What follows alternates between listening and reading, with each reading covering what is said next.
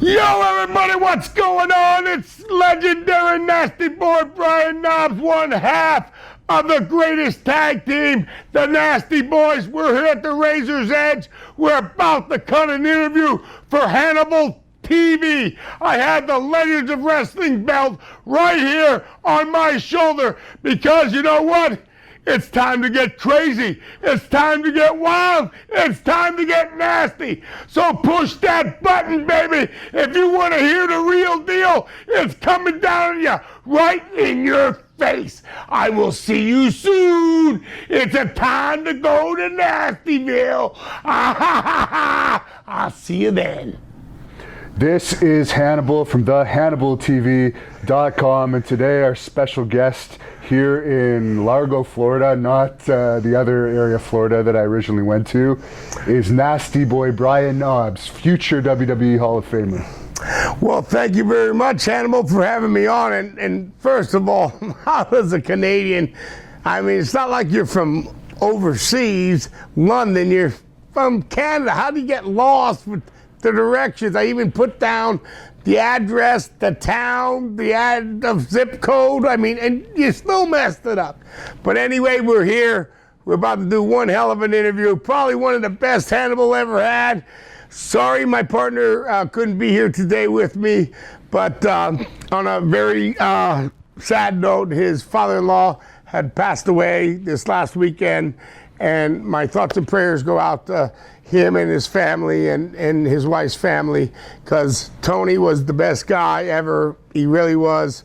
And that goes from Dusty Rhodes. He knew him very well. They're all a big family there. There's a lot of Dusty is Sags' brother-in-law, and Cody, and it's just a big family. It's a big loss, and we love you, Tony. You're up there right now with me and Gene, and what can I say?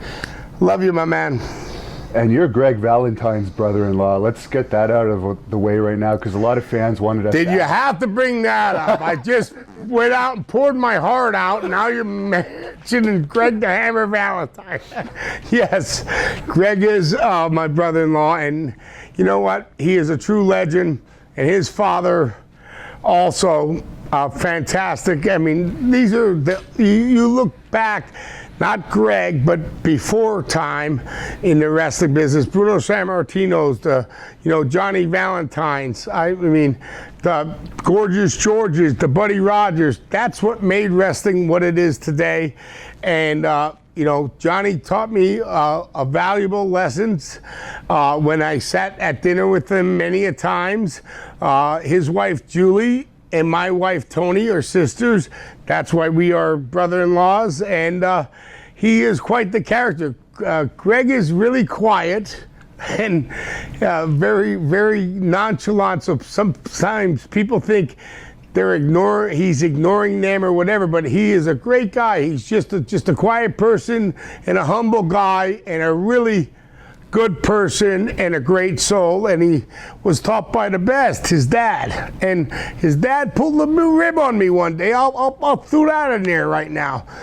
I went to eat dinner at their house, and this is when I was first trying to date my wife, Julie's sister, Tony. And I'm all decked out and ready to go, and we ate this fabulous meal.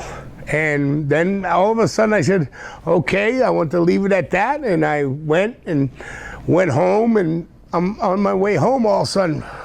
I was going, what's going on here? My stomach, I don't know what's happening. All of a sudden I had to go to the bathroom so bad, poop-wise, not number one, number two. I had a big old 1972 Cadillac, me and Sag owned, that we bought from our buddy. It was an older Cadillac, but it was a nice one, and the interior was all white. And I couldn't make it home. I had to pull on a side lot, and I opened the door, and I got out, and I had to make a number two in the middle of the road. And you know what? I was so overjoyed. I know it's disgusting, and I'm there in the middle of the road, and I'm making a number 2. I said, oh, thank the Lord, I got it out. And all of a sudden, I took the right-hand turn to go back in my car and look, and I didn't make it out. The whole front of my white Cadillac was filled with a brown stain that nobody would want to see in their life. And all of a sudden, I get home to the house me and Jerry are staying at. We owned a restaurant at the time. And I came walking in and I had no pants on. And Sags is in the other room, the big living room we had with the big screen. And he saw me walking in with no drawers on. And he goes, don't you have no pants on? What happened? I said, Greg's dad just ribbed me and put something in my food, and I just shit up the Cadillac. And it took me 5 hours to clean that son of a bitch. I love you, Johnny Valentine. You're one of a kind. At least his daughter was out of the Cadillac by the time that laxative kicked in. Well, actually, she stayed there at the house, so I just drove to meet them. So it wasn't, so I didn't pick her up for the date. She was already at, Greg's house with her sister, and I got to meet her, and they had spaghetti, and Johnny was right next to me telling the greatest stories in the world, and I thought, and then it didn't kick in till, I was on my way home, and I was going, oh no, but I thought I made it. Damn it, I didn't make it. I shit the Cadillac up on 1972. It was, I'm telling you, them are classics. But, okay, what's your next question? Well, according to the internet, you grew up in Allentown, and I was wondering if you became a fan because WWE used to do tapings in Allentown back in the 70s and 80s. Actually, yes, we did. Me and Jerry became fans, but way before then, they used to do TV in Hamburg, PA, Hamburg, Pennsylvania, and then they did that one show there, and then they did the other show in Philadelphia. I think it was the Civic Center, if I'm not mistaken, or one of the smaller buildings. But then there was a fire, and that building actually burned up, and they needed a place to go.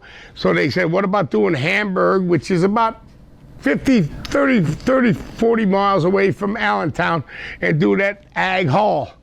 And you know what? They switched it, and then now it was in Allentown. But I used to go back all the way to the days back in Hamburg, and one of my thrills of my life was we went to the show, and we met me and my brother. My brother had big Superstar Billy Graham fans. We had Superstars #1, and we had him, what is called screen painted on or whatever. So we were up there showing our shirts, and he was up in the ring, and he went, "Wait a minute." Like he did this. And on TV, on one of Vince's TVs, the old TVs, he's down there, he goes, "Come down here, kid." I came down here. He took off his Adidas shirt, and I gave him the shirt I made for him, Superstar Billy Graham shirt. He took it and put it on, and I was so amazed. It's on television on one of Vince's old shows, and I wish I could find that. I would like to ask Vince if I could have that, because that's when I was a real little kid, and I was so excited. And you know what? When I put it on, the shirt draped me like it was a wedding, not a wedding, but a sleep, like a sleep thing.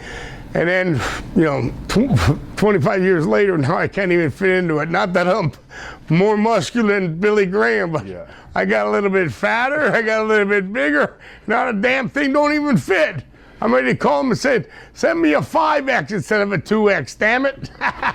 Now, on that subject, I've done 3 interviews with Billy Graham, and I became pretty good friends with him. He always says he could have been a great babyface if they had turned him babyface, and a story like that makes me think that as well. What's your opinion on if they'd made him babyface? Yes, he had to talk. He had to get the gab. You go through the the different characters of the different ages of pro wrestling, and the guys that could talk and the guys, you know, that weren't so great on talking. Like, you know, not on his later years, but like Bob Backlund. He wasn't great at doing interviews in the beginning, but at the end when he became crazy Bob Backlund, now you can't shut him up. Well, that's his real character, so it was easy. but you know, you come on, the American Dream, Dusty Rhodes.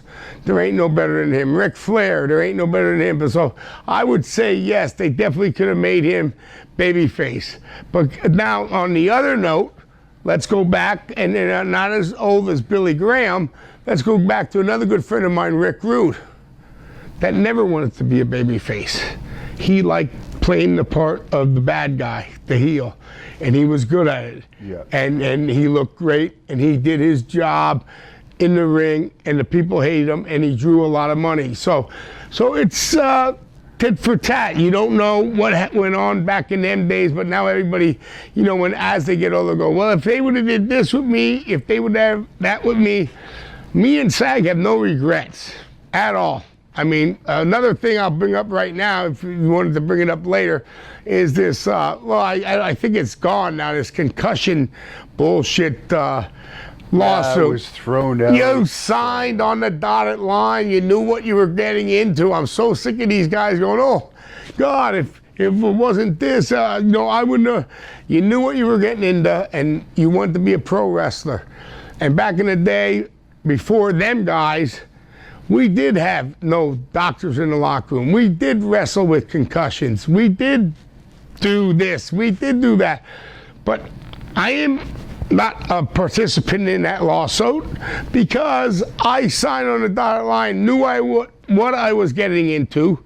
Okay, it's a tough business. If you don't want to be in, get the F out. Get the fuck out, okay? That reminds me, I'm going to ask you about this wrestler. I don't know if you heard about it. I don't even remember his name, but apparently they were going to give him a push and a match against John Cena, but he had an anxiety attack, so he ended up no-showing the Raw and SmackDown where they were going to start his push. Did you hear anything about this? I guess he was a NXT wrestler. Like, should you be in the wrestling business? You know what? That's not the Nasty Boys. You know what I mean? So the Nasty Boys signed on the dotted line. We knew what we were getting into, and what we were getting into was a tough business. Football, baseball, basketball, NHL, but there ain't nothing tougher than pro wrestling.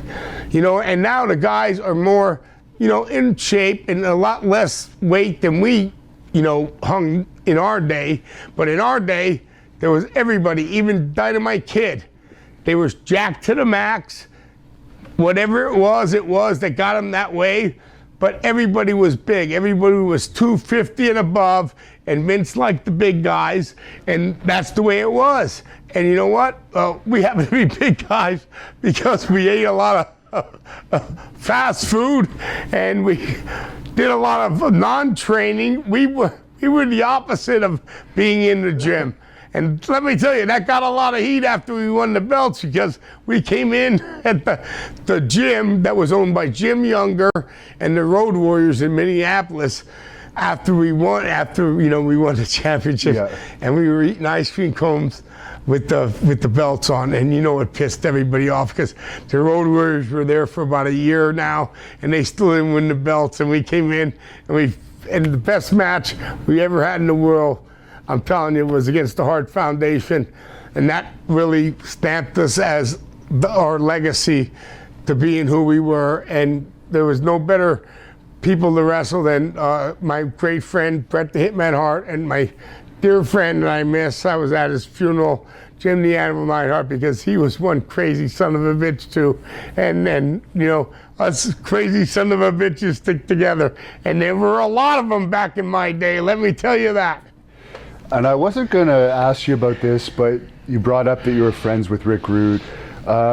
Duggan, Jake Roberts, and Honky Tonk Man all told us that he may have committed suicide due to some. Bullshit. And Hacksaw's my buddy for life. I don't see Brother Hacksaw said it, but I could see Honky Tonk saying it. And Jake, you know, he's doing good now. He's a good friend of mine. He's finally, kind of got the dragon, because sometimes when the dragon gets you, it could pull you downward. And he's helped me too, with the drinking and all that stuff. And so I don't know why they would say that, but everybody in a different mood at a different time. But no way, no. Rick loved life. He was a great guy, and no way in hell did he commit suicide. That's so effing bogus. It's unbelievable. And according to your online profile, it says you actually started wrestling in the AWA. Is that correct? That is correct. We actually went, and if you want to know, I'll bring you back a little ways. SAG had a scholarship for football, college football. I was in the Army. And you can dig in. I'm not going to tell you everything on these things because, Hannibal, you're the guy, but I don't want to tell. I got to write a book yet. You know what I mean? All these guys get their books. Hacksaw's book, he's told half of our stories. And I told Hacksaw, what's up with that? He said, whoever writes the book first tells the stories. So I can't tell all the stories. But anyway, going back in the day, we were crazy. And we all grew up together. I've known SAG since I'm 10 years old. We played Little League together. I was left fielder. He was first baseman. We were kind of heavy. Life went on. We were in high school together. But after all of that, he had a scholarship for college ball. And I was in the Army. And a couple of my buddies, it was on the buddy system, coaxed me down. Get in the Army, this is great. So when I got in, they were already getting kicked out for different reasons. And SAG got kicked out for hitting a hall monitor over the head with a keg of beer in college. I guess they had a party in the dorm, and the hall monitor came up talking shit, and SAG took the half keg of beer and knocked it over his head. And before you know it, Jerry's scholarship went down the drain. Is that a football scholarship? Yeah, full scholarship. So Virginia, it was supposed to be for Virginia, but he went to Ferrum College to get his grades up. Okay. So that's a real deal there. That's why he wasn't in the NFL. Yeah, well, he was just trying to, he was a good football player back in the day. And then I went into service and, went through basic training, was there for about 2 years, whatever, and then they started this weight program. I always said I punched a sergeant. As a nasty boy, you want to make yourself look big. I punched a sergeant, he's out of there, and, then they got rid of me. No, it was about weight. And at the time, the weight was supposed to be 208, and I was 210. So I came back home. I had a 30-day leave. And SAGs just got kicked out of college. And SAG goes, how do you like it in there? I said, well, man, I've been in now almost 2 years, and I like serving my country and this and that, but, everybody left. Lorenzo left. Hoots left. I said, I'm down there by myself. And I said, but they're going to kick me out if I don't lose the weight. And he goes, really? Well, we have a lot of food around here. Why don't we start just eating? So for 30 days straight, me and Sags ate about 35 cheeseburgers from McDonald's a day. Just sat down there and wolfed them down. And I came back from the Army at 275, and they went flipped out. They said, my real name's Jendrizovitz. So they said, Jendrizovitz, if you don't lose that weight, you'll be out here in 30 days. I went, really? I tried, but to lose, I was 210, now I gained 50-some pounds. I couldn't do it, so I got out on an honorable discharge. Okay, so let's put that in the fact, and I was back home again, and then we were causing trouble, and really getting a lot of maybe getting too much trouble that maybe the law might get involved, that we're going to be spending some time in jail. So a good friend of ours, Matt Millen, 4 Super Bowl rings. He played for the Oakland Raiders, the LA Raiders. He played for Washington Redskins, San Francisco 49ers, and he went to Penn State, and he's one hell of a guy and a mentor to us. He's about 5-6 years older. He called us down, and to his house and had a real serious conversation with us and said, if you guys don't straighten up, you're going to get thrown in jail. I'm just telling you guys, you're going down the wrong path, and you need to do something. And then he looked at me, he goes, Knobs, you always like that pro wrestling. Why don't you try that, you and Sags? So then we proceeded to bug George the Animal Steel, God bless his soul, he's not here no more. But George, great guy. And our buddy that ran the Quality Inn in Allentown knew these guys. They always stayed there, and there was the George Washington Motor Lodge across the street. This is 80s, back in the 80s, in Allentown, and when they were doing TV there. So we bugged George so much that one day he had some person in the car. I don't know who it was, so I'm not going to explain who it was, but maybe people could figure it out that he had somebody in the car and he wouldn't even want to be bothered. So he bothered him, and then finally the next morning I get a call at like 9 in the morning, 10 in the morning, and George is going, hey, we're down here right now. You come down, we'll see what it takes, if you have what it takes to be a wrestler. Well, in his mind, okay, he had Jimmy Superflush Snuka, Bob Orton Jr., he had Mr. Wonderful, Paul Orndorff, and there was one other person in there. They were going to stretch us. They were going to beat us up. But we were working. So I told him, George, I said, thank you very much, Mr. Steele. I was calling him Mr. Steele. And that's not even his real name, but I was calling him Mr. Steele. But he said, well, if you can't make it down here, I'll tell you right now, if you want to go to a school, you go to Vern Gagne's school in Minnesota, and that will either make you or break you. And I said, really? And he said, yes.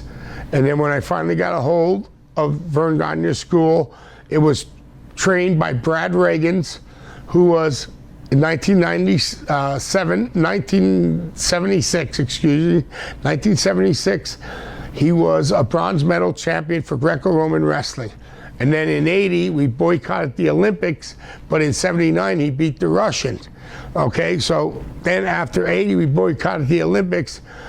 He went on and coached Jeff Blatnick to a gold medal in 84 Olympics. So we come in after that, and he is the trainer. So for 3 months, there was no ring.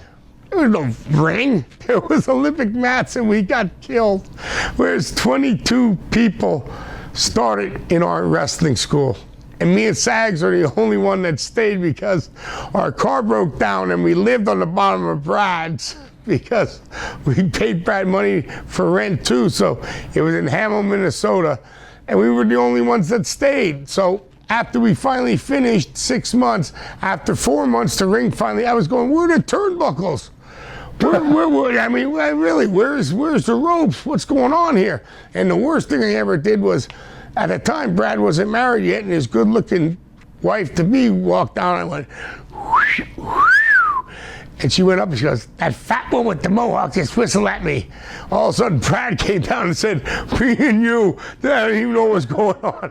I got flipped over like I was a fucking jabroni, even though I was, excuse my language. But before that, a school before ours was Leon White, Van Vader. Yeah. He went through the school too. You told us about that too. Oh yeah, and Brad threw him through the shower. Yeah. I mean, Brad was the ultimate, you couldn't get. But what the funniest was, after they tortured you, I mean tortured you, man, for 3 or 4 hours, you couldn't even lift your arm. Then here came Vern Gagne, with his tie on, at 60-some years old, and the older wrestlers, they would take their ties off and then put you in these stretcher holes that you were in utmost pain, going, Lord. But that was the respect for the business. That's what the business is kind of lacking today, that respect. Okay, because after we got out of all that, we just didn't shoot up and go right into the wrestling world. No, we drove the ring truck. 6 months, 4 months, 6 months on that. Then we refereed. the reason we weren't driving the ring truck any longer because the ring truck didn't show up to a town one day. And then the other time was, you know, like Mr. Perfect, Kurt Hennig, my good soul, he took us under the ring because right after we were in the, you know, wrestling in the school, Brad Reagan's called Kurt up and said, Kurt, I got a bunch of guys for you, man. I'm telling you, they're gonna make it. They're meant for the business, da-da-da. And Kurt's going, yeah, right, yeah, until he finally met us because we came from Pennsylvania. In our area, in Pennsylvania, the Allentown area is just like the area up in Minneapolis, we try in Plymouth and Hannibal, and you know, that's where Brad grew up. But I mean, I'm just telling you, it was just that kind of you know situation. And I'm going to tell you, it was good. It taught us a lot about the business, and the reason we lost the ring truck job because all of a sudden Kurt's driving and he's with Jimmy Snuka, Colonel De Beers, Buddy Rose, and they went, and they're late. They're the main eventers. They went, hey, that looks like the ring truck. And Jimmy goes, brother, that can't be the ring truck. We're late. And all of a sudden they pulled aside, and it was me inside because we were out with them guys the night before, and the ring truck was late. So then after that happened, we were late for the show, and we got cussed out. You know, and because we were young in the business, we were the guys that had to get Jimmy Snuka to the towns and make sure he's there and all that stuff. And after that, the ring didn't show up to the town, but it wasn't our fault. Somebody else blamed it on us, and they got the schedule screwed up.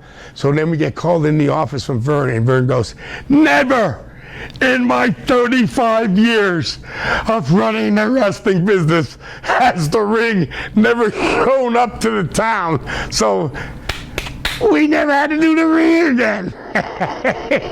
Yeah, they took us off the ring duty, but the ring didn't show up to the town. There was a full packed house and no ring.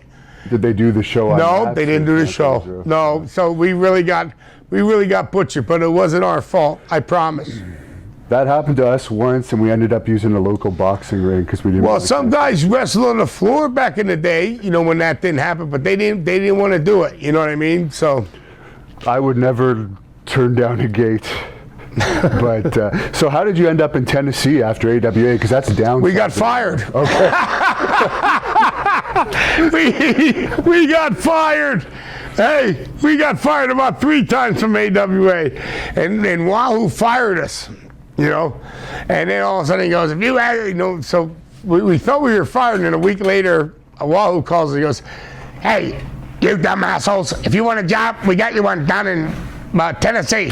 Down, you know, you go down there, you know, it's Jerry Jarrett and Jerry Law is running it. You go down, they're ready for you down there, and tell you the truth, going down there was really, we had a great time in AWA, but it was a larger federation at the time, because at that time there was only like 3 big federations. There was WWF, AWA, and WC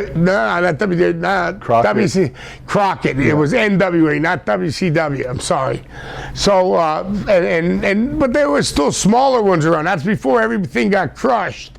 And we went down there and we wrestled every night. Every Monday night was Memphis. Every Tuesday was Louisville. Every Wednesday was $50 Evansville. Thursday was off. Friday was some bullshit bumfuck town, wherever, Arkansas.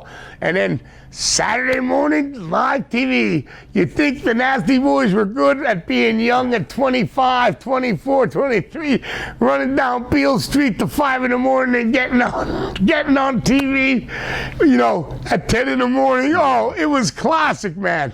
But working every day is what helped us really get our, you know, work together, our job together as a tag team. And in professional wrestling, because you're working every day and you're working in front of a crowd, and the fans down there were awesome, and it actually was a very, very fantastic territory to work for. And Marty Jannetty talked to us a little bit about being roommates with you guys, which he said it was great. But any memories of being roommates with the Rockers? It was great, but they were never. They just, because we knew them from Minnesota. In Minnesota, me, Sag, and Sean were together in the same room. Sag had the queen size, and it was a king size, so I slept with Sean. And no pun intended, everybody out there, all you haters. We were good friends. But, and then when we went down to, Tennessee, I think they thought they could just move in with us. But the funniest thing was we had a fake fireplace. So Marty slept on the floor, Sean was on the couch, and me and Sag it was a 1-bedroom now, not 2-bedroom.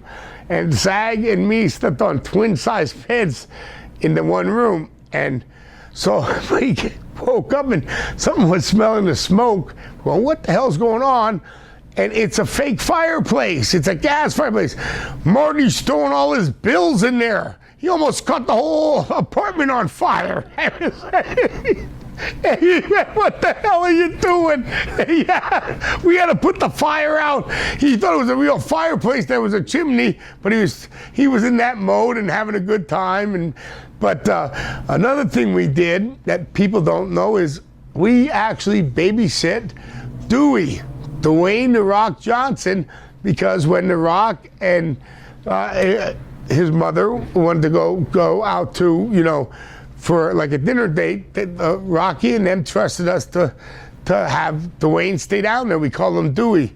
And we fed him a couple beers now and again, and he still mentions that in his day. And so he said something at the 2005 Hall of Fame with Hulkster, and he said to my wife, your kid fed me beers when I was 12 and 13 years old. And I went, well, you know what? It must have did pretty good, because you're making $178 million a year. Hey, how about a kickback? But Dwayne turned out to be one of the greatest guys, and the family is another wrestling family that they brought him up the right way, and all about respect. A lot of respect goes back with the old days of wrestling. It really does, and it means a lot. And today, I think that is missed a lot, in the upcoming, the way things are today. Not that the wrestlers are still busting their butts, and I really appreciate it. I watch them, and I think some of the things they're doing is unbelievable. But back in the day, it was all about, keeping that respect value at the level it should be. You know what I mean? Because they didn't want everybody back in the day to be a wrestler. So that's why the respect value was that. And any family, I would say, that's in there, with the Maivia family, with the Hart family, even with the Grahams, the Von Erichs, my heart goes out to all of them, because that's a really rough road to be upon when you're a part of a legacy family like that. And they're all fantastic, and every one of them I ever met, my heart, totally true, honest respect for all of them. And the Rougeaus are another wrestling family, and that reminds me that Jacques wanted me to say hi to you. Oh, I love Jacques. Oh, we used to sing the song, "On the Mountain, da da da da da da." Well, Jacques' a good guy, Raymond's a good guy, and then you go back there. Look at you're looking at the Canada part of it now, and they're besides Stu Hart and their generation of people have grown up, the Rougeaus had theirs on the East Coast, and hey, much respect to all of them, because they all did the right thing during the wrestling group. And I'll tell you, you definitely didn't want to go to Stu Hart's camp. Oh no, you'll get your leg or your ankle broke in a second. I came from that one, but it was by the time I was there, Bruce was running things. Now, you were telling me off camera that you guys were the ones that corrupted Jeff Jarrett back in the Memphis days. Did I say that? That doesn't necessarily mean corrupted in any particular way. No, we just had a good time with Jeff. He is a really good friend of ours. We saw him last July 2018 at the London Comic Con, and we started bringing up some things he didn't even remember. But man, he was so young. He was 19, and we were in our crazy stages. So it was we corrupted a couple of the promoters' kids. Hey, even Shane McMahon. So what brought you guys to WCW? I guess it was just as it was becoming WCW that you guys ended up there. No, we were wrestling down here in Florida Championship Wrestling. I'm sorry if this is making noise here, but we got contacted by George Scott, and there was George Scott, Ricky Steamboat, Ringley, the manager, what's his name, Jones. They all started like a South Atlantic, territory, and they asked us to be up along with who you're going to be interviewing this week, Colonel Tom Parker, good old, Robert Fuller. Yeah. And we had that's when the Shamrock Bull crap went down, when we were up in that territory. Oh yeah, maybe you could just give us the short version, because we'll get the better version from Sags, because he was coherent during that. Yeah, exactly. My version is a little rumpus got started at the bar. I was like sleep deprived at the time, so I took these pills the doctor gave me, and they're known as something, but they kind of keep you awake, and then all of a sudden you're passed out. But I was passed out during the whole thing, and then when I woke up, my feet were the other way. I knew something happened, and SAG was at that time a ticking time bomb over there, just trembling. And I said, SAG, did something happen last night? He went, you're damn right, something happened. You done started a fight that I almost got. And I went, sorry, partner. And I went on the other side of the bed and fell back asleep, and that was that. But that's all I remember about that. And over 30 years later, people are still talking about it. I know, it's unbelievable. So you were in that territory, and then somehow you came to WCW? Well, because of South Atlantic, we wrestled South Atlantic, and Gene Anderson was also helping South Atlantic out, okay? And, he was helping him out, and then George Scott was there, and they thought we'd be good to go in for, it was called the Clash of the Champions. So Gene Anderson drove us down in this old car that had no air, and he had one of them bus fans just blowing on him, and then we ran out of gas. And then he walked about 4 miles to get gas. He didn't ask us to, but he just went and did his thing. And when he came back, he almost looked like he was going to have a heart attack. But then when we went to, it was in Asheville, North Carolina, we wrestled Terry Taylor and Jackie Fulton. It was Fulton's brother, the Fantastics. And we had an awesome match. And then after that, one thing led to another, and they wanted us to come in. And this was no contract. We never signed a contract. We were coming in, wrestling, getting paid as we wrestled. So we had a good match with them, and then it would just escalate and escalate. So, quick side note regarding Terry Taylor. Why is he so hated by a lot of people? Any idea? I know you're around him in WCW a lot. Well, he just, he stooges on a couple of things, that shouldn't be stooged upon. Like, one was, who really shaved Ric Flair's eyebrow on the flight over to London. Well, my, bathroom door opened, and he happened to be sitting there, and he saw me. I was just wiping my eye. He thought I was shaving my eyebrow, and he said, Rick Knobs was shaving his eyebrow because he's going to blame it on somebody else. He's the one that actually did it. And I know it was Mr. Perfect. He shaved Ric Flair's eyebrow. I'm just telling you. He had to shave it. But Ric Flair was so hot when he landed in London. I mean, that's the king there. He shaved his eyebrow. Wouldn't I confess to that?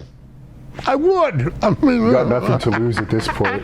Hey, what do you think? I was learned by the best. Fuji, Mr. Wonderful, perfect. And you know what they said? Never admit a rib. No matter if you're caught right there in the action. Don't admit it. So, ladies and gentlemen, I never did it, I swear. And sorry, Rick. this is jumping ahead a bit, but I don't want to forget to ask you about that incident Rick writes about in his book, where apparently you guys started a fight with him or something, and he ended up getting kicked out of a bar. We didn't start the fight with Rick. No, not at all. We were having a good time, and there was this guy, and his name is Robbie Kanoff, and he was with San Francisco Toy Makers. And Rick brought him to Vince to make the new action figures. And we were at the China Club, and he kept on going. He's Jewish Lightning and cutting a promo and this and that and the other. And then it was me, Hulkster, Brutus, Sag, Beefer, and we're all around him. He keeps jumping in again. And finally, like the fourth time he jumped in, me and Sag just ripped his three-piece suit off down to his underwear. Right, and now Rick didn't do nothing then, but after Vince got, left, then Rick came up to me and said, for $5, fat boy, I kicked your ass, and started paintbrushing me, and I was already lit up. This was after, I don't know if it was after SummerSlam or one of them good matches at Madison Square. And I go, what the hell? And Sag jumped over the table and grabbed Rick. Then when Sag had Rick, I was like throwing some cheap shots over Sag's shoulder. And the bodyguards came right in there, and because we were Hulk and everybody, they kicked Rick out. And they had him, they had it on tape for a while, but they had him going up the steps and they're grabbing him. He's going, "No, you know who I am, I'm Ric Flair." And they kicked him out. And the thing is, he had the best American Express card you could have, so there was about $5,000 worth of damage, and he got charged for everything. I apologized to him. He's my friend again and again. I love you, Rick. It's just shit happens when the nasty boy's around. What can I say? We're one of a kind. If there was cell phones at that time, that would have been viral footage. Oh, thank God. If there were cell phones at the time me and Sag were wrestling, I tell everybody right now, shit you not, we would have had a job for maybe a day or two. That's it. And before you left WCW, you said you were under just a paper appearance. You had that famous match against the Steiners at... No, we were kind of dealing with a contract at the time. Okay. And then, after that famous match, Halloween Havoc, and if you go back to it, nobody wanted to wrestle the Steiners. So they came up to us and they said, would you mind wrestling the Steiners? And we really heard about them, but we didn't know who they were. And they said, well, they're hurting some people here and there, and so a lot of people didn't want to wrestle them. So me and Sag are borrowing fighters from PA. We said, hell yeah, bring it on. And they grouped us together. Best thing that ever happened. We were the only ones to first smash them at our actual signing for the belts there. Threw them through the table. That nobody ever did that to the Steiners before. And then we went out and they said they wanted 24 minutes. And we had one hell of a match because we liked each other and we just bonded, and the match turned out fantastic. And 4 days later, Hulk called me and said, Vince wants to talk to you about going to the WWF. And I hung up the phone on Hulk and told him he was full of shit. But then later Vince called me, and it was for real, and the rest is history. And the guys that went in on that little crew from WCW were me, Sag, and The Undertaker, Mark Calloway.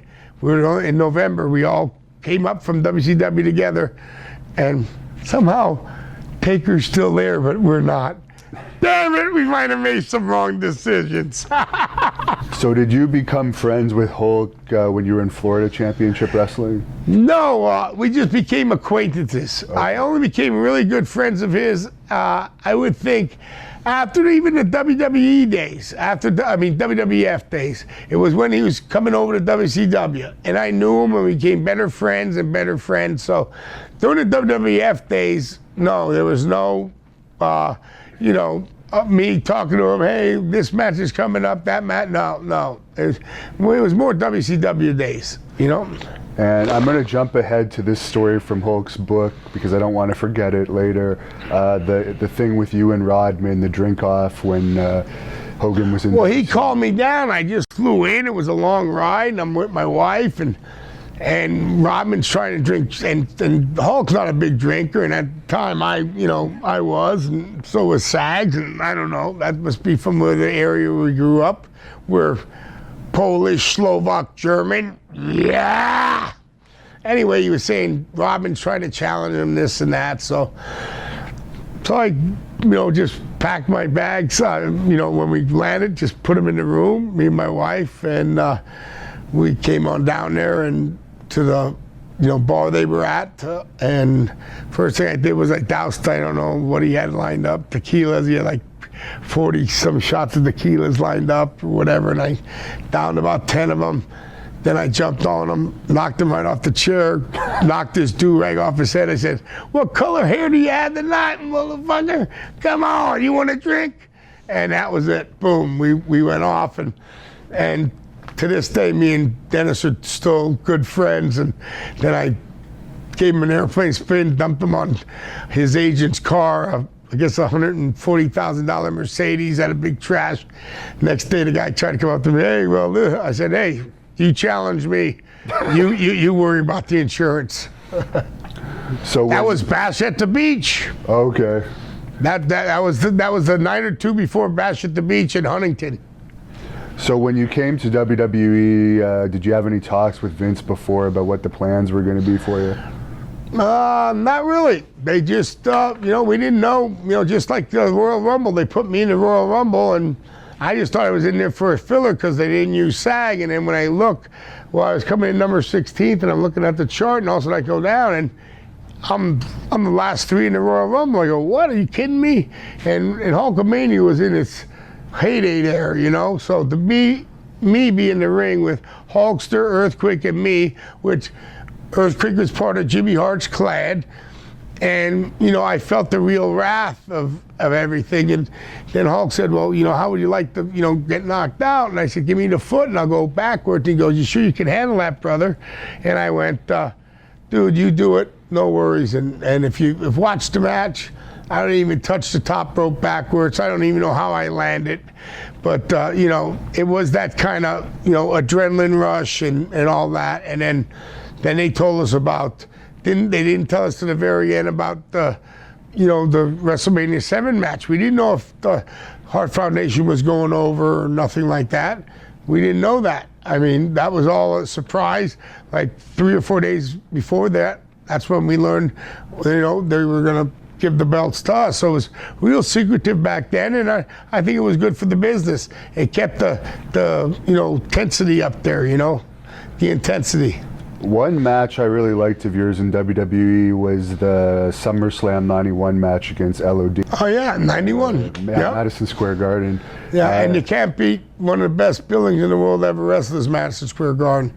That's like a cathedral. That's just like when we wrestled Royal Albert Hall in London. But Madison Square Garden is that kind of place. And yeah, it was finally time.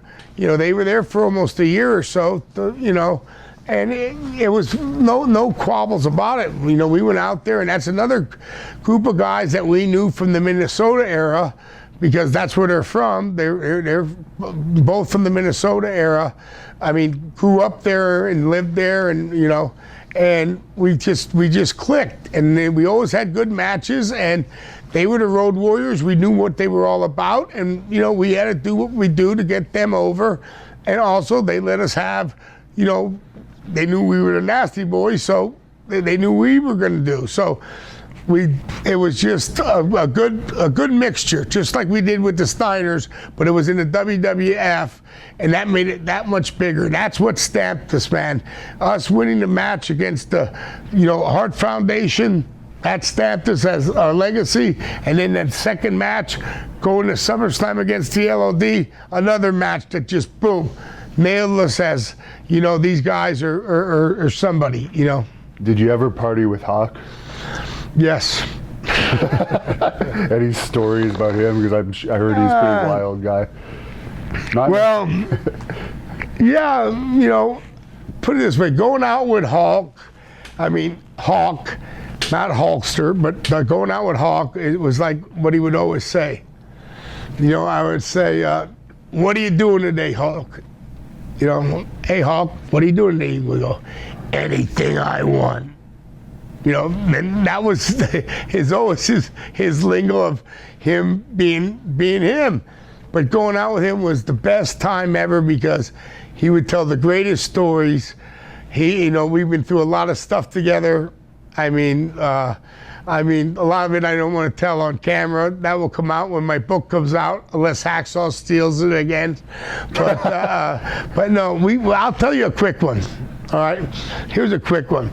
We're in, I guess, our first big road trip, and brother-in-law, before he's my brother, Greg the Hammer takes us on the road. So he has me and Sag and him, and Hacksaw has Hawk, and Hawk has like a deviated septum, so he's always that all the time, and we're us. So touring, it was a 10-day tour in Fresno, San Francisco, Sacramento, and in the middle we see this conversation going along, and Hacksaw's trying to deal us with him for one Hawk. So it was two nasty boys for one Hawk. So Hawk would go drive with Greg, and Greg would get rid of us to drive with Hacksaw. And then Hammer said, no, I don't mind them nasty boys at all, whatever. So, but make a long story short, we just collected Hawk. So it was Hawk, us, and Greg, and then Hacksaw, hey-oh, was driving by himself. It was a deal going on. Two nasty boys for one Hawk. What the hell's that shit about? What the hell? Nobody wants to drive with us? And what about the situation where I guess you farted in Miss Elizabeth's face? Not me, Jerry. Okay. And it wasn't, we're on a flight, 8-9 hours to England, and it wasn't in her face. He was a little amount up from her, and the bags are all laid around, so when he bent over to pick up his bag, she was bending over to pick up her bag, but her face wasn't right by her butt, his butt or nothing. It was far enough away, but Sag left a fart like was held back for 8 hours. And it blew dry Miss Elizabeth's hair. And Randy didn't like it too much. And all you heard Randy say was, and then Davey Boy had to stir it up.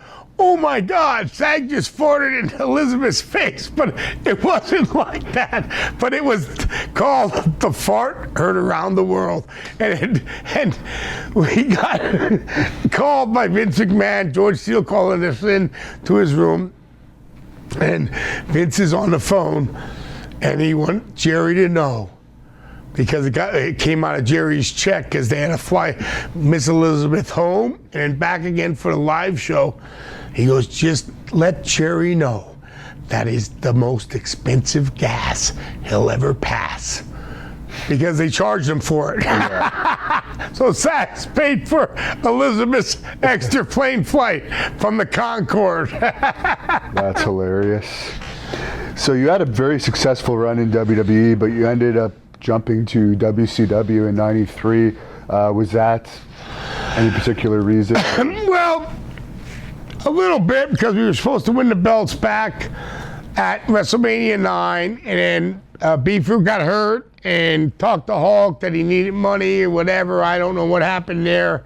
So Hulk tagged with Beaver. We got knocked out of our slot against Money Inc. And then, it went from there. And then after that, kind of put a bad taste in me and Sags' mouth. And we were doing everything, and everybody else we wrestled, like we went against Owen and Coco. We loved that round, but we didn't know where we were going to come back around again. We were kind of getting lost in the shuffle.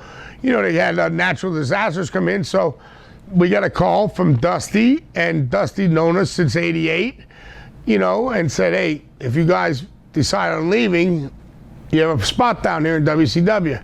And that was our window to go ahead and go down to WCW and do our thing again. And there was a lot more, can I say, WWF was the place to be, but WCW was a lot more, how can you say, handled the corporate way of contracts and getting paid, and if you get hurt, and a lot of things that Vince wasn't at the time. So we looked after that and our families too. And they put Missy Hyatt with you as your manager at first. Any thoughts on that experience? Yeah, she was cool, man. We didn't ask for it, but she was cool. She acts, when I tweeted not too long ago, and she tweeted back, oh, I should never been with you guys. I think that was Dusty's doing, but, she was good, what she did. She went out there. Only a couple things I tried to say is, try to teach her, watch when we're in the heat, be in the heat, do your thing, because it's our time to shine. We don't need a boob popping out like it happened once or twice, because you always wore the thin things, because that just ruins all the heat if you got a big old titty hanging out, Yeah.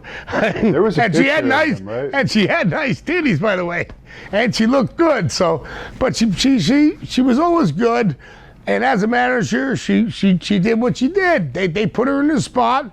And when any company puts you in a role, you either deal with it or you fight it. And the best way me and Sag learned from the old school is you deal with it and make it your best. Just like they did with Dusty. They tried to screw with Dusty with the polka dots and all that stuff. And what did he do? He dealt with it. And you know what? He came out bigger than ever. He's just a common man. You know what I mean? Yeah. So. And we learned all that stuff from the older guys. You deal with what you got to deal with. And you had the first real memorable feud with Harlem Heat that they ever had as a tag team, in my opinion. Any memories of fighting those guys? I love Booker and Stevie Ray to death, and they were younger guys at the time. So we actually, they listened to us. They were listening to us, and to see where Booker T got in the business, I think of myself as me and Sags helped him a little bit along the way. I'm not saying a lot because he learned a lot on his own and all this, but when they were first starting out, we would sit down with the psychology and what it is about the business and what we're trying to get over here and how a heel's supposed to work and a baby face. And you go back because other guys didn't all get trained like us. Everything changes along the way. Even the people that are training today, they all say, oh, I've been training 15 years, 20 years, and they haven't been anywhere. I mean, it all depends on how you've been trained, and if the person ain't trained that way, you try to help them, just like we did with Public Enemy. We did the same thing with Public Enemy, and I think they became better along the way. Did Hulk ask your advice at all before he jumped to WCW? Yeah, he just, he just talked. How was it there? I said, you'd like it there. It's a different, atmosphere, of course, because it's a lot of a corporate atmosphere. You're talking about Turner, and it's Ted Turner and Vince McMahon. Vince McMahon's a wrestling company. Ted Turner is a television company that has millions and millions of different kind of projects going on. And, and then from there, I just told him what I thought, and he made his own decision all the way. I had no way in fact that I have anything dealing with him. We have a little bulldog walking around here, if you hear that going on. He's almost like a little baby boy. Now, how did the backstage environment change in WCW from when you first got there to when Nitro really took off and it became a major company? It was good. I mean, it really was good. I mean, everything was, the same thing it was, and it was going, and then, and then it changed a little bit when the NWO got there because things kind of changed. There was total like changing of the guard of everything. So, you know, it was hard to handle. And then SAG got hurt after that, so I wasn't there much longer. What was that whole thing about? I've heard I heard Kevin Nash's version of it actually, but haven't heard your guys' version of it. SAG got hit. I don't think Scott did it on purpose. SAG might have thought, you know, it was on purpose because I wasn't the one getting hit. So I don't know. You know, it was a issue where, you know, it was all done before cameras were even coming on. So he really didn't even have to get hit that hard. So when he got hit, it cracked a couple of his vertebrae in the back of his neck. And, you know, from then on, and SAG came back, and he was there with Kevin Sullivan and Kevin Nash and Scott were there, and they were laughing. But I don't think they were laughing about that. And then SAG took it because he had a big egg on. I mean, his neck, there was a big, goose egg, like a softball in the back of it. So SAG didn't know how to take it. Like, did they do that on purpose? So that kind of stirred it up. And then after that, everything was calmed down until they put us back on the road again, where we weren't even supposed to wrestle. So that situation was totally WCW's fault. But to Kevin and Scott, I mean, especially Scott's been friends of ours since way back in AWA. I mean, we were good friends. He was one of the guys with us and Marty and Sean and, you know, Kurt. So we were all a little crew ourselves. So, and Kevin, never had a beef with him in my life. So it's all good, man. I mean, things happen, and, you know, that's life. And one guy I want to ask you about, he's a popular subject on our channel, is Haku. Do you have any stories on Haku? Haku is one of the toughest son of a bitches you'll ever meet. Now he's a general manager of a car dealership. So if you don't buy a car, he will kill you. No. But no, really good guy. We got him all wound up, him and Barbarian out in Japan, and we got drunk, and Eddie Guerrero and Chris Benoit were with us, and they were real young kids. And Barbarian fell asleep. We were at the Korean barbecue with his hand on the grill. His hand was actually burning. We had to pick his hand off the grill, and Haku was just sleeping. So I went up, started putting his nose up like this, then smacking him in the face. Then we were smacking Barbarian, but they were out cold. We knew they weren't getting up. They drank enough shoe high and sake and all the stuff we were drinking. But Eddie Guerrero and Benoit couldn't realize that they might wake up any second. Their eyes were like this. I can't believe they're doing this to Barbarian Haku. So we told them, don't ever tell them that we did this to them, you know, and they never did. But, you know, funnier than hell. And then when we finally got him up, John Nord, Barbarian, he got crazy. He was, you know, we finally got in the cabin of the hotel, but luckily no incidents happened. We got him back to the hotel. We all had a good time, and we all ate a lot, so it was all a good time. But Haku's a tough son of a bitch. There's a lot of them Samoans. I put them all up there, from Barbarian to Jimmy Snuka. I mean, you put them guys up there, they're gonna kick some ass. And you ended up coming back to WCW after you guys got released, I guess, over that whole thing with Scott Hall. Yeah. How did you end up coming back? Was that Hulk? No, that was just me. Kind of came up with a version, and I brought a good friend of mine, Willie Nelson, in and see if he wanted to do something. Have Willie Nelson come back. I said, "Oh, how about you?" I didn't know they were starting a hardcore division at the time, and they said they were going to throw me in on that. And you know, I ended up being a world champion in the hardcore division 4 times, and we kind of started that back in the day when it was street fight matches and this and that and the other.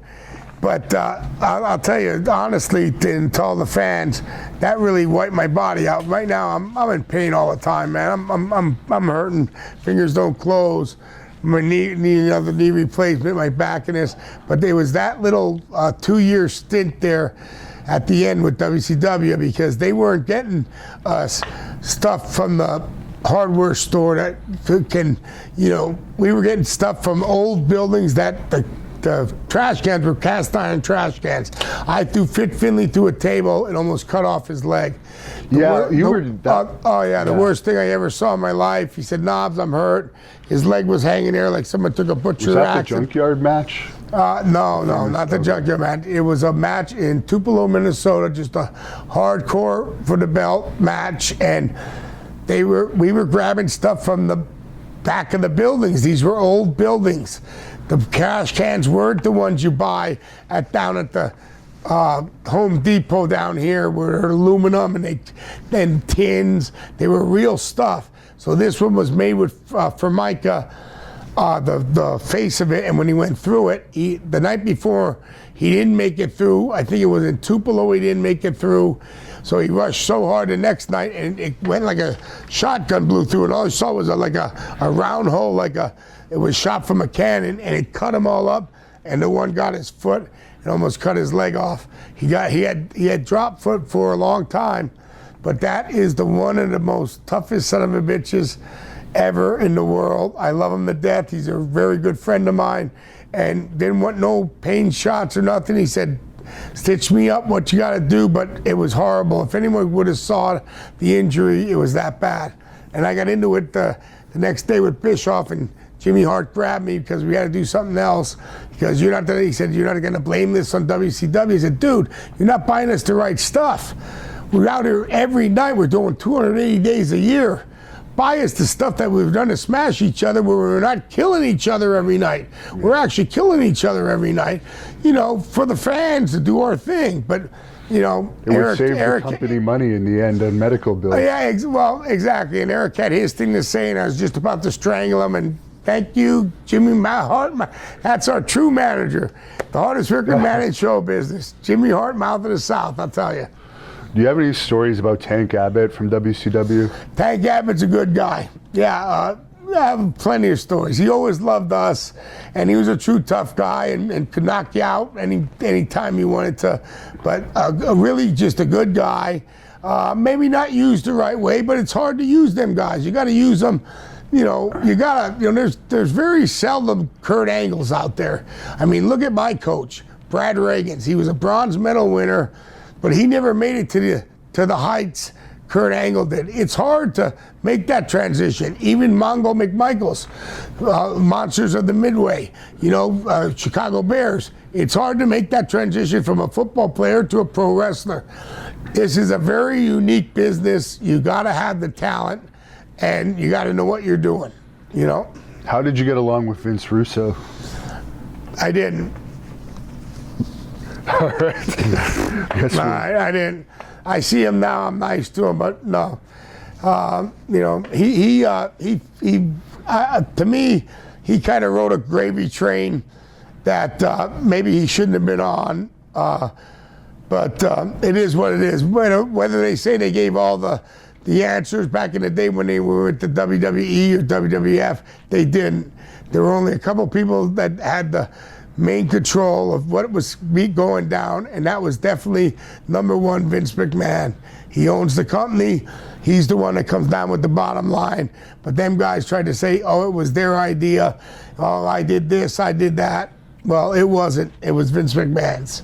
Were you with WCW till the end when Vince bought it? Yes. So you still had time left on your contract after? Yeah, well, a little bit. I was right about my cutting line there, so so it was it happened what happened, and I don't know how it happened, but all it did was kind of hurt the business a little bit. That's why I'm glad for the AEW right now, because they're not hiring the 250-pound guys, though, unfortunately. It doesn't matter. It doesn't matter. What I'm saying is it gives other wrestlers opportunity. Yeah. There needs to be a competition out there. When there's only one league, there is no competition. People have to have another channel to change to say that's what made WCW and WWE or WWF at the time, either or, so strong, because they were battling back and forth. Even when WCW was getting their ass kicked, there was still competition that these people from WWF could leave to go to WCW and still make a living. Yeah. And you had a WWE SmackDown Dark match, I guess, in 2007. 2008. 2008, okay. So we'll set the record straight. On the internet it says 2007. And also on the internet it says that that was kind of a tryout match, but you beat the guys up or something. And it was all bogus politics stuff. Yeah. They switched our tag partners 3 times. We were supposed to go against Jimmy Snuka and his partner at the time. Then we were supposed to go against somebody else, and then we ended up going against... Jimmy Snuka's son, you mean? Yes, Jimmy Snuka's son, yes. And I forget what their team was called at the time. Or Deuce and Domino. Yeah, Deuce and Domino, right. And then it got to switch to somebody else, and then 10 minutes before we were ready to go on, it got switched to David Taylor, who we know, and Drew McIntyre, who was still in the developmental at the time and really didn't know that much, and he was young. You know, now he's doing great, and he's a good friend of mine. I, met him when I was doing Hogan Knows Best. He came to see us. We were in Panama City with the midgets, and I was doing the MCW show. It's called Micro Championship Wrestling with Hulk Hogan, and we had a good time. And I'm glad he's doing good now, but he was too young at the time. So they tried to switch. They said we couldn't say, like, cheer to the fans. We had to get in and out, and we took too long. That was all BS, dude. We went and did our match. The match wasn't bad at all. They were cheering nasty. And I just think sometimes it comes down to politics, but we didn't do nothing wrong in that match. I know a lot of things were said, but that's not true. So, let everybody say things, I do remember reading you got one of the biggest pops of the night, if not the biggest that night. Yes, we did. And they were chanting nasty. And there were a lot of fans around the ring. So what are we supposed to do? Go right to the ring. That's what they were telling us. Go right to the ring. What are you talking about? We're in our hometown. People are cheering us. You got to go around and say hello to the fans, and still get the match in. And the match was supposed to be just a kind of a squash match anyway. It was supposed to be something big. And Drew was just, like I told you, just getting out of the developmental. He was still in the developmental. And David Taylor. And David was a producer at the time. And he was no to this, no to that. He didn't want to do nothing wrong. So he would get heat backstage that you should have known better. So that's the way it is. Who got the pit stop in that one? Huh? Who got the pit stop in that match? I don't even remember. I mean, it should have been David Taylor. We helped him out when he came over in WCW. Then he didn't return the favor. He's not like Lord Regal. Lord Regal's a good stand-up guy. He is good friends of ours and a good stand-up guy. Taylor is funny, though. On the few times I've met him, he's a pretty funny guy, but I never... We'll ask him about that next time. Why did he screw the Nasty Boys? I will. I don't know if that would be worth paying for a shoot interview with him. Nah, really? No offense. What are they paying for him? 20 cents right now? Anyway, to tell you the truth, if you want to know my real heartfelt feeling, why the hell did we even have a tryout match? There was no reason for a tryout match. We were there, we were in shape, we were wrestling at the developmental center every day against the young kids for, I don't know, almost 2 months straight, and we were ready to go, so I didn't understand that either. And shortly after that, I guess you had your last national run in TNA.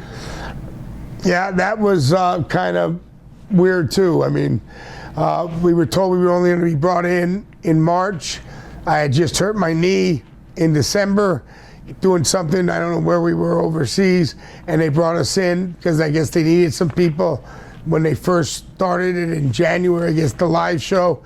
And then we went right with, which everybody wanted to see was against the Dudley Boys, yeah. And then we trashed each other, and then it came down when we were going to have a match. Bubba Ray didn't want to have a hardcore match, and I didn't understand that either. And he had more pull than we did at the time, but everybody wanted to see tables and chairs against the Nasty Boys gimmick. So, hey, I have no regrets. It is what it is. But I thought we were coming in March. They brought us right in. I would have gotten better shape. I was way too fat. Not in shape, I'll admit it, but you go with the flow. So, what were your interactions like with Dixie Carter at that time? We never really had no interactions with her. I mean, and tell you the truth, SAG says it the best. We're the only team that was ever fired that was never really hired. We never really signed a contract. Oh, really? No. We were the only ones that got fired with no actual real contract. We got paid every time we worked, and that was it, And everyone remembers you, even non-wrestling fans, from your Hogan Knows Best appearances. Do you want to talk about those? Yeah, Hogan Knows Best was actually one of the greatest times of my life. Hulk asked me to do it at the time I was injured. I just got knee surgery, I had a knee replacement, so I was off the shelf. I didn't know if I was going to wrestle again, and he asked me if I'd come in and just do this reality show, and I really didn't know what it was about. But as we went along and did the episode after episode, I kind of caught on to what we're doing, and it was just me being me, and a lot of fans out there didn't really know, and they always saw me as a nasty boy going down Nasty Boulevard with a nasty out your arm, and then they saw the other side of me, which is a funnier guy and like to live life to the fullest, and I really thank him. I can't thank him enough for actually having me on the show and then actually becoming part of the show. And I was on for 7 years, and then after that we did Celebrity Championship Wrestling. I don't know if people saw that. That was with Country Music Television, where Brutus had a team and I had a team, and we had I had Dustin Diamond from Saved by the Bell, and what's her name, Tabitha from Bewitched, and Tiffany, and they were all kind of Danny Bonaducci, who brought all these weapons along. I'm like, dude, this is pro wrestling, but we're not going to cut nobody's head off. But then I was in his other reality show, which is called Hulk Hogan's Micro Championship Wrestling, where I'll give a shout out to my good friend. He passed away this last year, Johnny Green. He built he put his heart and soul into the midget wrestling concept, and it did very well, and he passed away this last year, and all the power to him. I'm going to try with my company, thelegendsofwrestling.com. If you go to thelegendsofwrestling.com, you'll see my other company. I'm going to try to get that Micro Championship Wrestling started back up again, but he was a true friend and a true hero, and stuck in a Winnebago with 10, they wanted to be called midgets. I call them little people. They said no, they wanted to be called midgets. But for about 2 months, I dreamt of midgets in my sleep for about 2 years. Hulkster, I'll never forgive you. But anyway, what's the next story? We had a fan asking, Dynamite Kid, I guess, wrote in his book that you guys sold for him their first tour of Japan. Any memories of that? I, don't think we did. I think it was more about, and it was all Davey Boy's fault again, because I guess, this is the first time we met these guys. This is '88. But we all came in and flew in, and everybody was around at the hotel bar. And a big tab was rung up, and Davey Boy grabbed us, let's go out to the club, let's go out to the club, let's go out to the club. And we went out to the club, and we didn't pay our tab. So Dynamite looked and was furious, saying, these young fucks think they're gonna fucking walk out on Dynamite Kid and have him pay for their tab when they're nobody. To who are they? Ba ba ba ba ba. You know what I mean? But we never did not sell for them. That is untrue. That is definitely a false. If he wrote that in the book, I don't know why he would have, because I still was friends with him to the very end, and because of Bret Hart, my good friend, the Hitman, and Harry, who saw Dynamite at the end. I mean, he was a true champion, man. He was a good guy. I mean, in 1992, I think it was, We were running a tour over there in 92 or 93, and me and Chief Jay, like I told you before, and Brett went to see him, and he wasn't living in the greatest section, but he was so happy to see us. So we invited him. I said, Dynamite and Brett said, come out and come to the bar. You don't have to come to this show, be around the guys. And he came to the show that night, and he broke down, he cried. We cried with him, and he missed the business, and he's just a legend, and he always will be. No matter what any people say bad about him, they could go kiss my ass, because the Tommy Billington I know is the greatest person in the world, and was just a good guy. And I am, thank the Lord up above that I know him, and I got to meet him, and I got to be friends with him.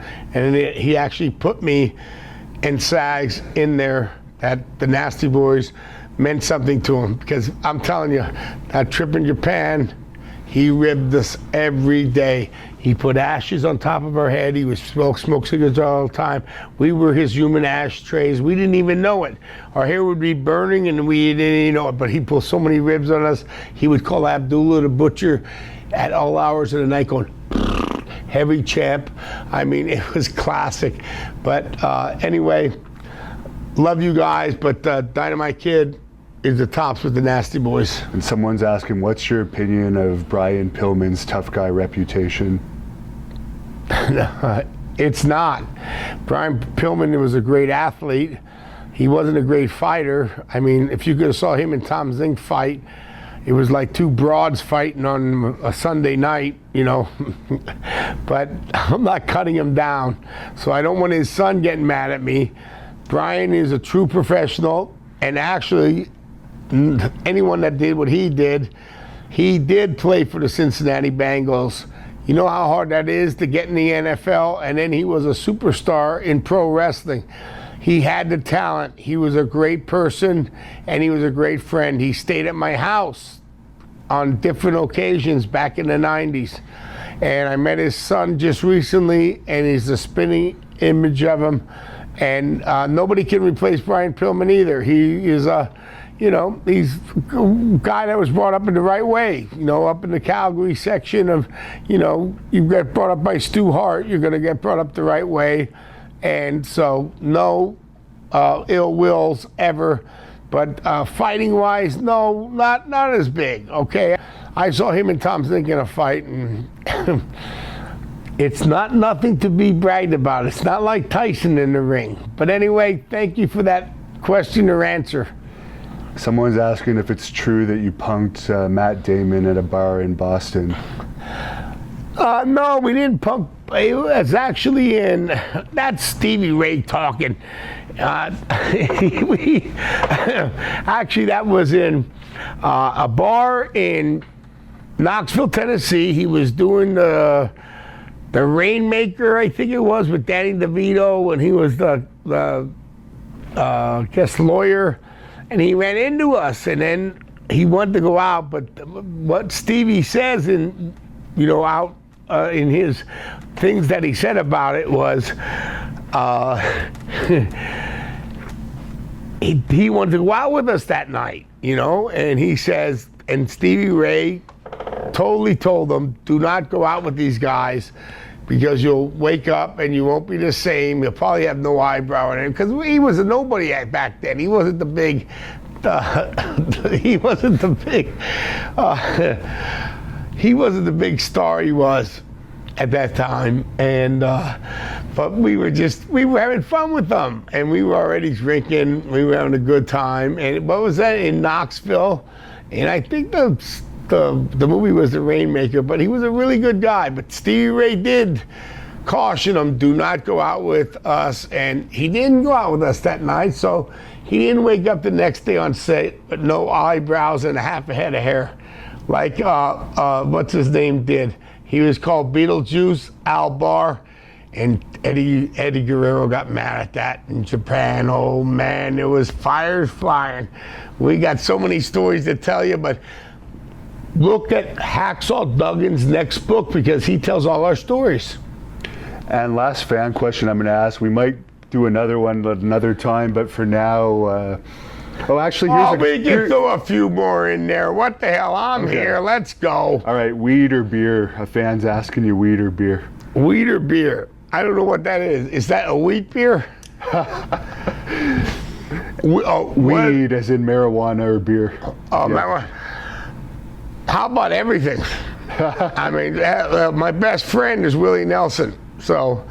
And Willie's trying to tell me to weed off the beer because the weed's better for you, and it definitely is, because the booze gets you all screwed up. I have not drank liquor in a little long time. Not that long, about a year or so, but I'm drinking beer again. I stopped everything for 4, 5, 6 months, and now I'm drinking beer again. As you see, I gained my weight back. I lost 100, I gained 90 back. What can you say? Once fat, always fat. I'm a nasty boy. What are you gonna say, baby? There's only one way to be, live in Nastyville, and you're gonna have the time of your life, because every day's a Friday and every night's a Saturday night. Someone's asking who came up with the pit stop. I think I answered that before. Actually, me and Sag were running stuff around, but the guys who helped us were Adrian Adonis, Roddy Piper. They were the two best right there. And also another classic, Bob Orton Jr. And we were riding down the road with them guys in AWA days in 1988, I think it was. And then when we hit 1990, we had a lot of run-ins. You don't know, nobody knows the run-ins we had. There was old guy, young guy feuds in different situations. Back in the AWA in the 80s and in the 90s, there was, and me and Piper went at it, you know? So all you gotta do is go back to the WWE network and look at the introduction speech by Flair. And what is the last thing he says? Brian Knobbs, where are you? And just listen to that, because that's the truth, man. I took Piper on. Yeah. Didn't fare too well. I think it'd be better today now that I have some fucking toolage behind me. I still think Roddy would bury me any day of the week. Was the greatest guy, man. He really was. I love him. Ric Flair, another one. I mean, I'm Hulkster, Sting, you name them all, man. I don't have a bad word to say about anybody. Not even Ken Shamrock, please. I mean, shit. It's wrestling. That's the way it is. That's the way it's supposed to be. You go have a good time. Sometimes it gets a little too crazy, sometimes too wild, and after that, oh my God, everybody in social media tries to make a big thing about it, but you ain't living this game. We are. All you guys that think from the back seats watching every day Raws and SmackDowns, I'm just gonna tell you, you think you know it, they should do this and that. You ain't living what they're doing, okay? And they're doing so much you don't even really realize it. It's a batter on your body, but we like doing it just to show you guys a good time, and it makes us feel good too, because that's why I got into business in the first place. But anyway, thank you guys for having me. I really appreciate it. Hannibal, he was all nervous when he came in here. He's lucky his head's not in the dryer over here. You don't even know where we have him at a meat packing plant, like Rocky used to hit the meat, so he might be hanging there like Goodfellas.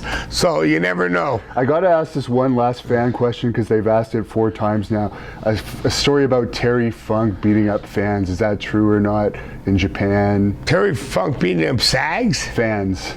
That you were apparently there in Japan. Do you have any recollection of that? Listen, Terry Funk beating up fans, Stan Hansen beating up fans, Tiger Jack beating up fans, Abdullah the Butcher beating up fans. Terry Gordy, God bless his soul, beating up fans when they got off the bus. they were kicking the shit out of everybody. And you know what? This is one of the most incredible things I ever saw in my life. I got into business in '85. So in 1988, we finally got our really big shot from Dory Funk Jr. Thank the Lord. Dory Funk, he's still out there wrestling, great guy. He got us booked on the Baba tour. That was the old Japan. And it was a tag team tournament with the Bulldogs and everything. So that night we went out, and here we are, and we're me and Sag and Terry Gordy, and I think British Bulldog, Davey Boy Smith, there were a couple other guys on there.